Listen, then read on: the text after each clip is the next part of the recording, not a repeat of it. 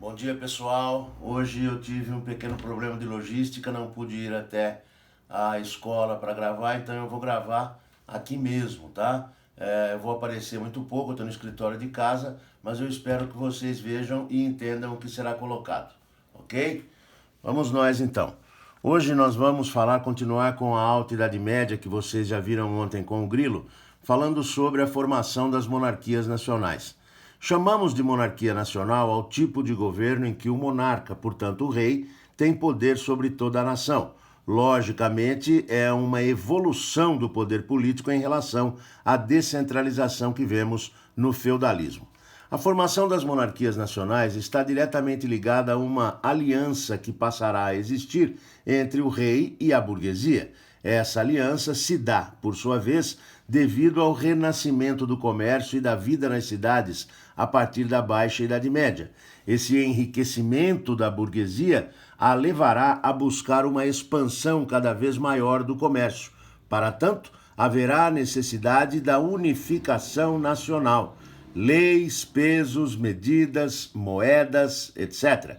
Lembrando que durante o período feudal, ou ainda nesse momento, cada senhor feudal tem o poder de vida e de morte dentro de sua terra. Portanto, num mesmo país, poderia haver uma imensa diversidade de leis, moedas, pesos, enfim. Para a expansão do comércio, faz-se necessário essa unificação. O único capaz de fazê-lo é um rei, obviamente fortalecido e que possa se impor perante a nobreza. Comecemos pelo caso francês, com os Capetingios, a dinastia Capetingia, que sobe ao poder na França no final do século X, será responsável pela unificação. 3 reis consecutivamente. O primeiro deles, Felipe Augusto, responsável pela criação de um exército nacional. Lembrando que até então os reis, para ter exército, dependiam dos senhores feudais. E passa a fazer a cobrança de impostos nacionais. Relembrando um pouquinho que nessa aliança aqui em cima, ela será boa para ambos, né?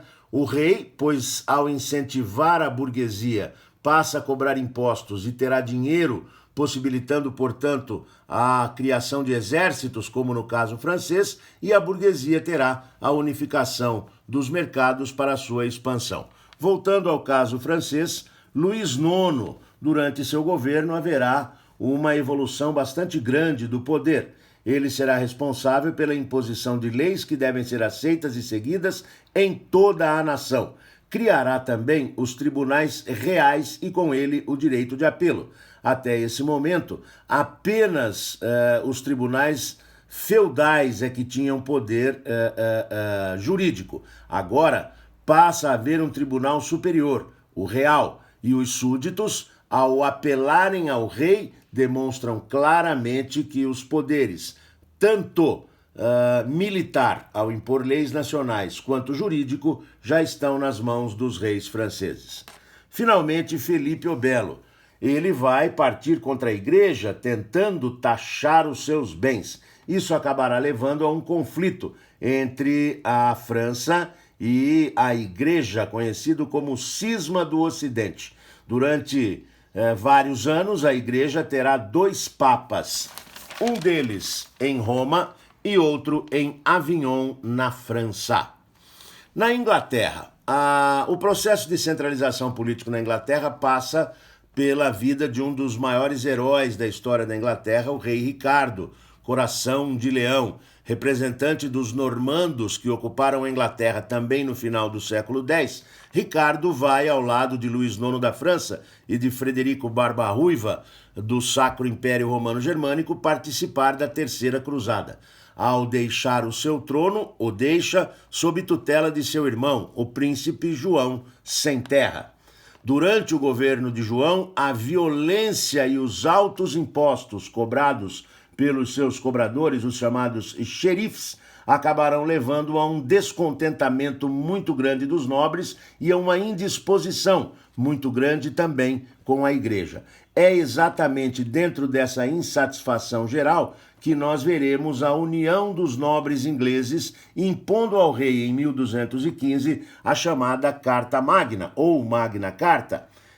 esse documento é tão importante que hoje ele serve para designar, por exemplo, o nome da nossa Constituição, podemos chamá-la de nossa Carta Magna. Ela é tida como a precursora das liberdades individuais, por submeter o rei, o monarca, suas leis e seus impostos ao chamado Conselho dos Barões. Conselho, aliás, que é visto como o embrião do que hoje é o Parlamento Britânico. Apenas para colocar a vocês um outro país, né? Nós veremos o Sacro Império Romano Germânico, ou simplesmente o CIRG. Ele nasce com Otto I e, na verdade, é a união de partes do antigo Império Carolíngio. Se vocês se recordarem da aula sobre o Império Carolíngio, o Tratado de Verdun de 843 o dividiu em 3 partes: a França Ocidental, a Lotaríngia e a Germânia, ou França Oriental. Será exatamente Otto I que vai unir a Germânia e a Lotaríngia, dando origem ao CIRG e ao Primeiro Reich. Ele será inicialmente submisso ao papado e, dentro do Sacro Império, nós destacamos o conflito com a Igreja, conhecido como a Querela das Investiduras, onde, na verdade, o Papa tenta a todo custo diminuir o poder do rei ou do imperador do Sacro Império de investir de poder religioso leigos, pessoas comuns. No final da Baixa Idade Média, a Europa viverá uma das mais violentas crises de sua história. São as crises ou catástrofes do século XIV, que resultarão na morte de aproximadamente 50% da população europeia. Dentre estas catástrofes, destacamos algo que nos remete aos dias de hoje exatamente, não é? A peste negra ou bubônica. Ela é originária do Oriente, chegou ao Ocidente muito provavelmente nos porões dos navios que faziam a rota do Mediterrâneo. Ela é transmitida por ratos, não por seus dejetos, mas por parasitas, por pulgas que o habitam. Tem uma disseminação muito fácil e em 2 anos, entre 1348 e 50, foi responsável pela morte de nada menos do que 1/3 do total da população europeia. A Guerra dos 100 Anos, envolvendo as monarquias de França e de Inglaterra. Iniciada em 1337, essa guerra tem como fatores a ambição inglesa sobre a riquíssima região comercial de Flandres, mais ou menos onde temos hoje Bélgica e Holanda, e pela ambição do rei Henrique III da Inglaterra sobre o trono francês. A guerra, não fiquem pensando que serão 100 anos de guerra ininterruptamente, na verdade mais do que isso.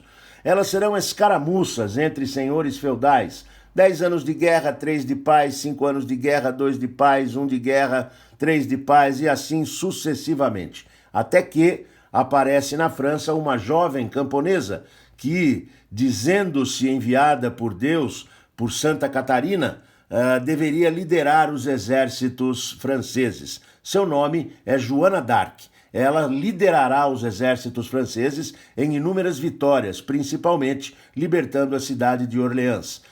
Joana, hoje santa para os franceses e católicos de um modo geral, será presa pelos ingleses e acabará sendo morta na fogueira como uma herege. A fome se deverá a vários fatores. Obviamente, as guerras, as pestes que se alastraram, levando ao esvaziamento dos campos. Além disso, nós teremos também graves problemas climáticos inibindo a produção agrícola. E, finalmente, as jacqueries, revoltas de camponeses contra seus nobres, que se iniciam na França, mas acabam se espalhando pela Europa, resultando em ataque a castelos e a morte de nobres e seus familiares. Jacquerie é um nome pejorativo com o qual são conhecidos os servos, os camponeses franceses. Pessoal, espero que tenha sido legal, bons estudos a vocês e até a próxima.